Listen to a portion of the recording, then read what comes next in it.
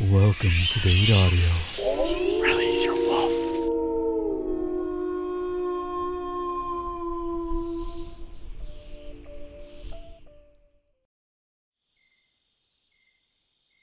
Quickly, this way. Look, I'm terribly sorry, my Ptrn friend. I couldn't have imagined that the wagon would break down like that. But I found some shelter up ahead. It's an old abandoned cabin. It should serve us well for the night. And never fear, in the morning I'll run ahead and get someone to fix the wagon. Then we can continue the trip back in safety and secrecy. You haven't said much since I returned. Is everything all right?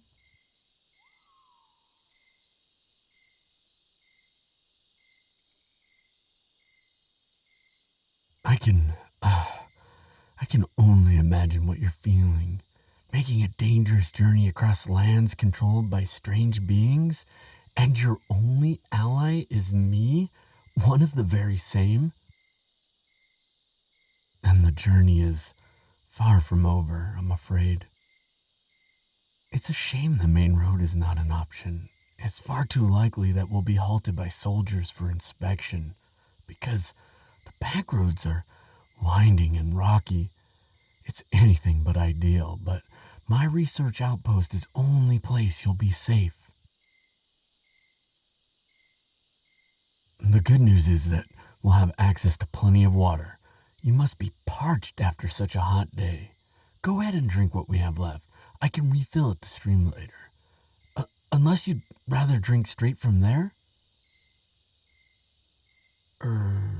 Yes? No?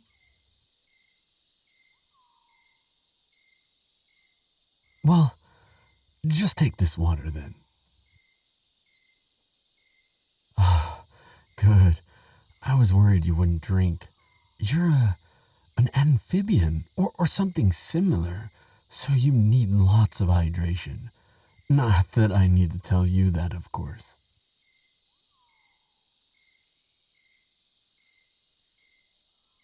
Actually, I had a question regarding that.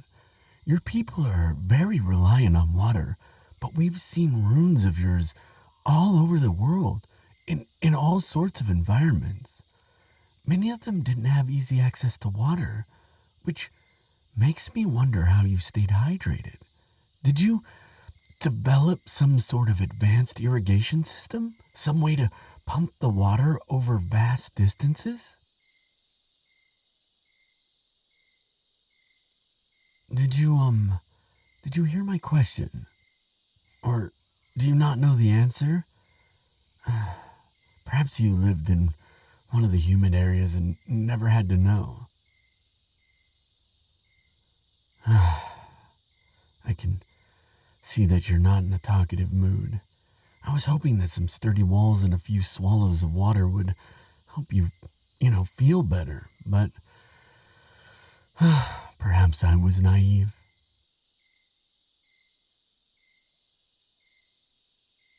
Well, I I hope you don't mind if I talk for a while.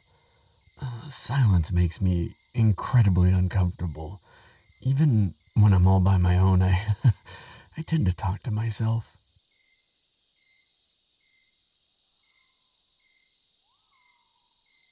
Oh, but if it does bother you, you only need to tell me, or I don't know, some other signal perhaps? Tap me on the shoulder. Throw something at me. Whatever works for you. I know there must be a million dark thoughts whizzing around in your head. Oh, actually, that's something that there's been debate about. Is your brain in your head? That's the most reasonable place for it. But then there's some epic legends of Riam, and as far as we understand from our best translation, he is pierced through the belly and then loses the ability to feel fear. Now, I always thought that your people simply associated fear with the stomach because of some physical sensation, similar to the butterflies in your stomach that humans get from time to time. But my associate, Aaron, said, you know, come to think of it, if I'm not going to get an answer out of you, so why am I going on about this? Well, I'm afraid that's just what happens when I'm allowed to prattle on. Let's see, what was I trying to say in the beginning?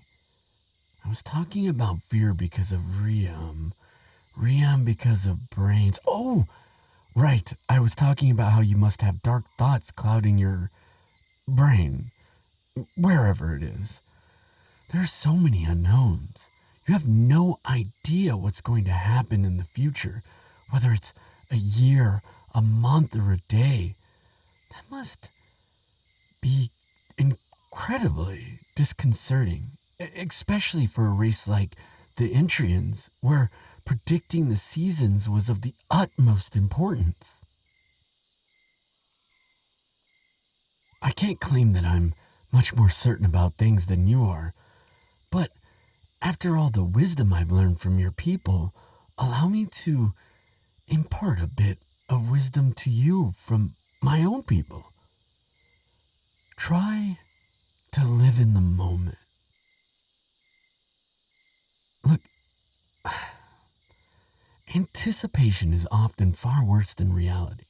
Right now, you're imagining all the awful things that could happen in the future, I'm sure. But none of that is happening right now. Right now, you're safe and secure, and we're both doing our best to make sure the worst case scenario doesn't come to pass. For now, that's all we can do. Stewing over possibilities when there's nothing more to do about them won't help anything. If you focus on the moment, this moment, you'll find that things aren't so bleak as they seem. Pardon? Oh, yes, of course. The brain is in the head then. Oh, thank you, my friend. You know, it was really silly of me to even consider the alternative. Your appearance may be unusual. That with the two sets of arms and third eye, but having the brain all the way in your belly it would just make no sense at all. I'm really happy you're speaking again. Has my advice helped ease your mind already? Well, that's just splendid then. Simply splendid. Of course. Well, something that might help us focus on the moment is having something to do, aside from being, alone with our thoughts. This cabin is, it's rather bare. Oh, but I did bring something from the wagon. I was categorizing some artifacts I found on the way to your cave. None of them are from the Ptrns, I'm afraid, but perhaps you'd be interested to take a look at some of them. Let's see here. Oh, first was this earthenware jar. I mean, it looks quite simple, but there are some quite fascinating properties. You hear that?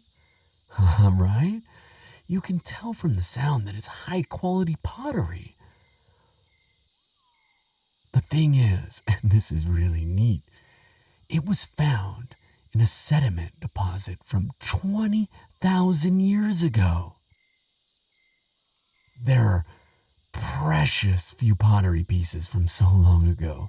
To find this entire jar intact, and to see such advanced skills in making, it's just,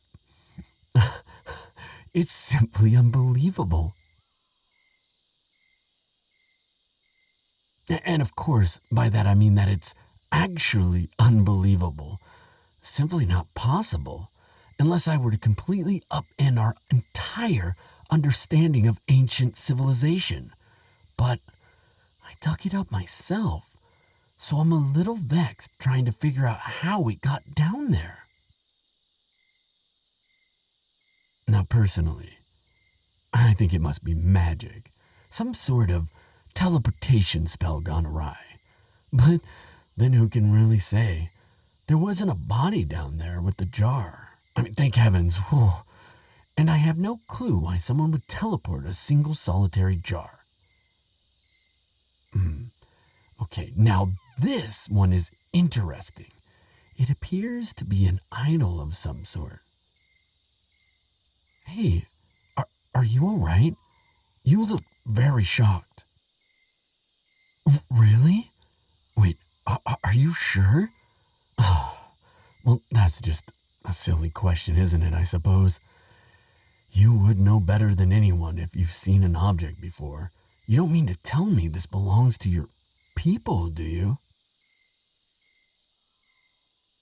Absolutely astonishing.